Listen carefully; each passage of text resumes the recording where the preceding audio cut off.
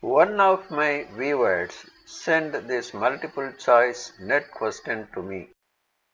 Let the consumption function be C equal to 30 plus 0.8y and investment function be I equal to 70 minus 2i, where I is the rate of interest.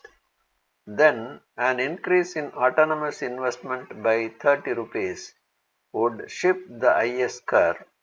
Options: A. To the left by 150 rupees. B. To the right by 150 rupees. C. To the right by 30 rupees. D. To the left by 30 rupees. The viewer says option B is my choice, but the key says the answer is C. He asks why. We shall see the answer now. First, frame the graph of the problem in your mind. The initial equilibrium is determined by the interaction of LM and IS1 curves. The equilibrium income is Y and interest rate is R1. After an increase of 30 rupees autonomous investment, the IS1 curve shifts to right. The new curve is IS2. The economy moves from E1 to E3, which is on IS2. The income is Y plus 150. How? From the consumption function, we know the MPC is 0.8. Then the multiplier value is 5.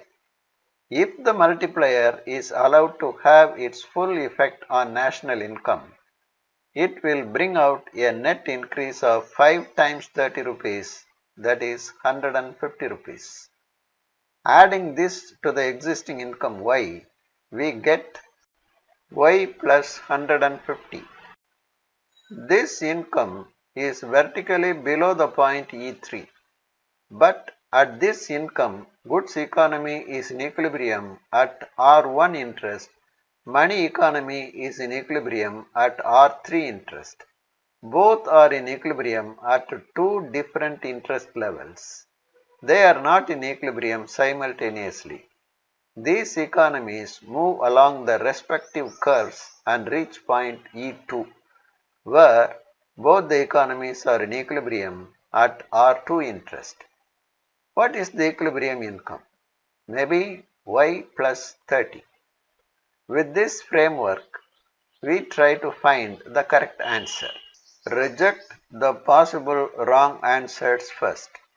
On observation, options A and D have the high chance to be rejected. We shall see them. Option A is to the left by 150 rupees.